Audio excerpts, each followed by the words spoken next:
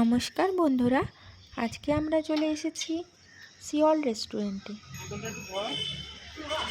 এটা একটা authentic Korean restaurant, যেটা রয়েছে সল্টলেক সেক্টর 3 এর 1A ব্লকে। আমরা পৌঁছলাম দুপুর 1:30টার দিকে। ঠিক করেছিলাম আজকে এখানেই লাঞ্চ করব। তো বন্ধুরা, চলুন কথা না বাড়িয়ে রেস্টুরেন্টের ভেতরে যাওয়া যাক।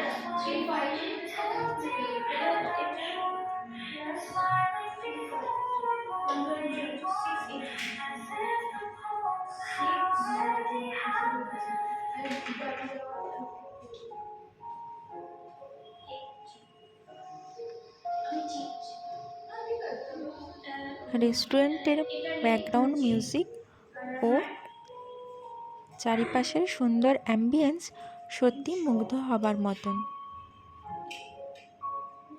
আজকে আমরা একদম নতুনত্ব কিছু ট্রাই করব বলে একটা নতুনত্ব জায়গাতে এসে পড়েছি।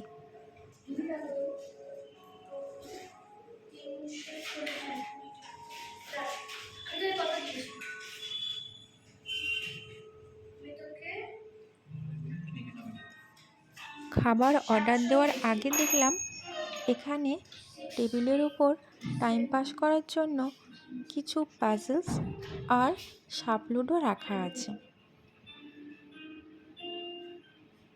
তো আমরা খাবার প্রিপেয়ার হতে হতে কিছুটা গেম খেলে নিলাম।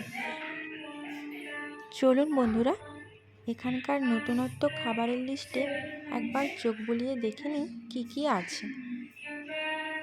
আমরা নিয়েছিলাম স্কুইড বেক বান। এখানে দেখছি আরও নতুন নতুন ডাব্বাব নামক খাবারও রয়েছে। আরও কী সব যেন খাবার, যেগুলো নামই উচ্চারণ করা দায় হয়ে উঠেছে।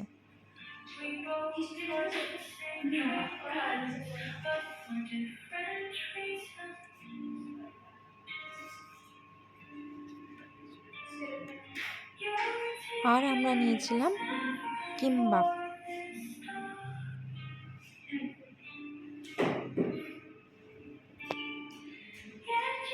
এইসব খাবারগুলো ঠিক কেমন দেখতে আর খেতে ঠিক কীরকম একটু পরে সেগুলো বর্ণনা করছি। তার আগে আপনারা একবার এই মেনু কার্ডটিতে লাস্টবারের মতো চোখ বুলিয়ে নিন।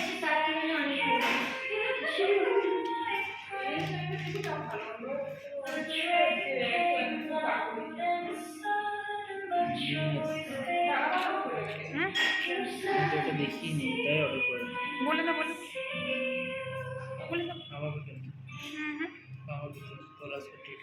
খুব কষ্ট করেছি। চিকেন স্যালাড বলবো না।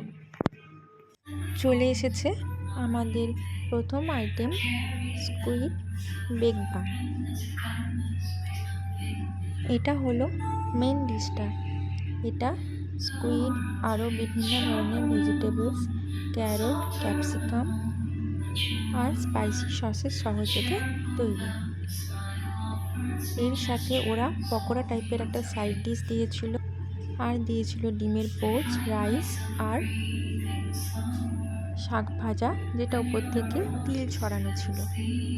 আর মেন ডিশেও ওপর থেকে তিল টাইপসের ছড়ানো ছিল। আর এই নুডলসের মতন এটা হলো আনারস, যেটা লঙ্কার গুঁড়ো দিয়ে খেতে খুবই স্পাইসি আর টেস্টি লাগছিল।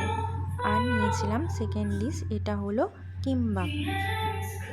এটা সাধারণত রাইস, বিভিন্ন ভেজিটেবলস আর সি ফুড আর চিকেন বয়েল করে তৈরি করা হয়।